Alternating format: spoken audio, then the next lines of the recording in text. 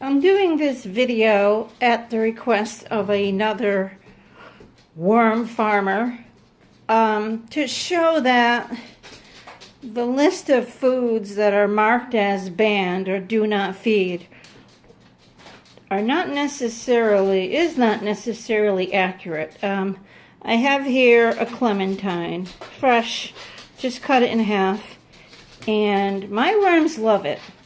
They love them. They love all citrus fruits. They've had grapefruit, they've had lemons, limes. They eat it. They like it. The population doesn't go down.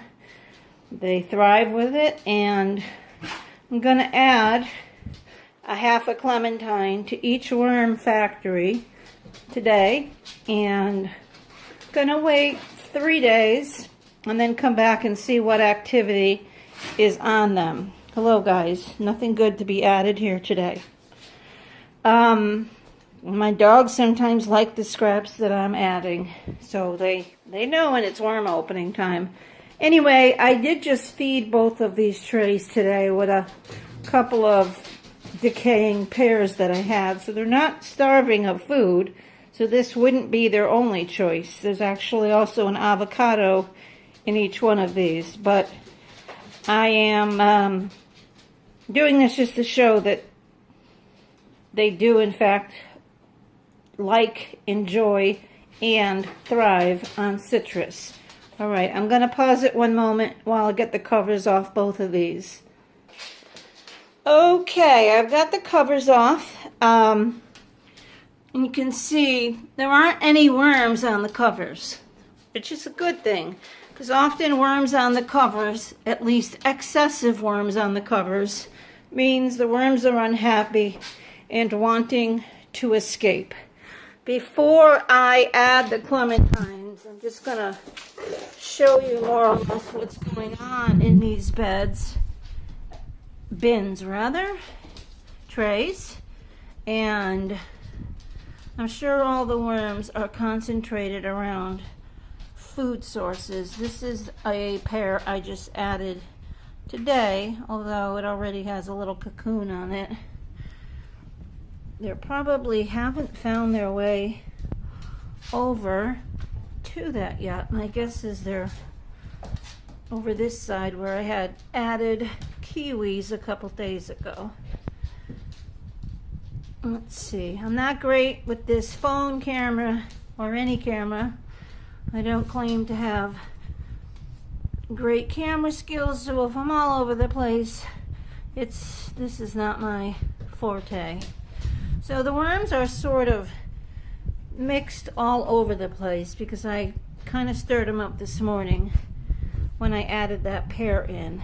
So they're not gathered around anything at this moment. Whenever I feed them, I tend to stir them up and disperse them a little, nudging them along their way to find the other foods. But you can see that regardless of where in this bin I grab some of the vermicompost from, there are very healthy worms in it. So actually I'm glad they're not in a big worm ball at the moment feeding on any one thing, because them being scattered is going to be even more proof that they will go from all over to the citrus I'm about to put in. So that's a pear, half of a pear. I didn't blend it, I didn't freeze it. It was going bad. It's very soft. No need to break it down anymore for them. As you can see, my bedding is damp. There's no moisture. If you squeeze it, nothing drips out. Comes right back.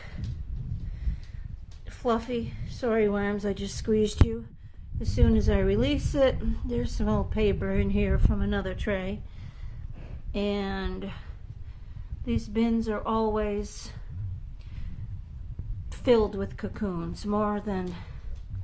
I have some paper whites that I grew that are done flowering, and I put them in the bottoms here. Actually, I'm curious to see if the worms have gathered around the bulbs of the paper whites It's not anything I've ever done before. Not sure what they're going to do with them.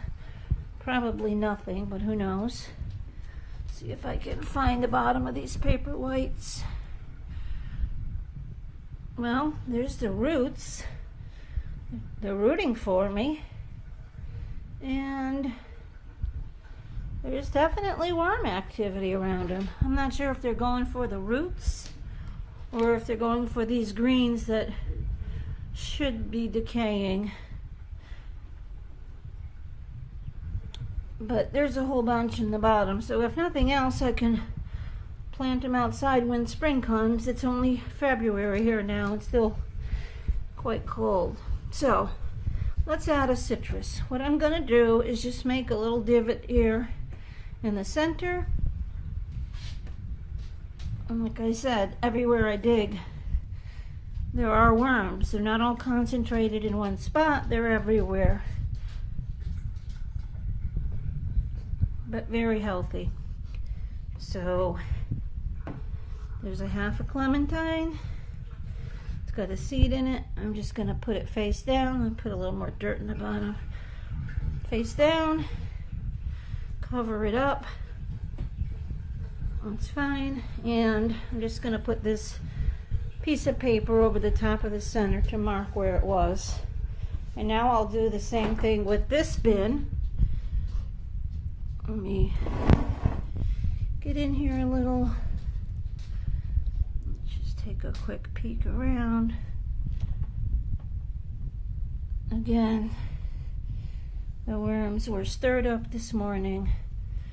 This is a piece of an avocado shell, so of course there's worms in there. They can't resist avocados, neither can I. So it's a win-win for both of us.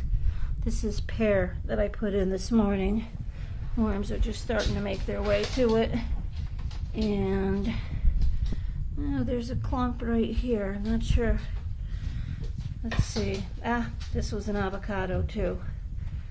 So you can see they're quite healthy and active. They like their environment.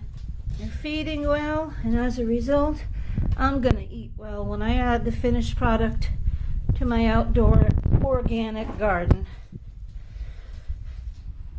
which makes a little extra that comes back to feed them. So I guess we feed each other.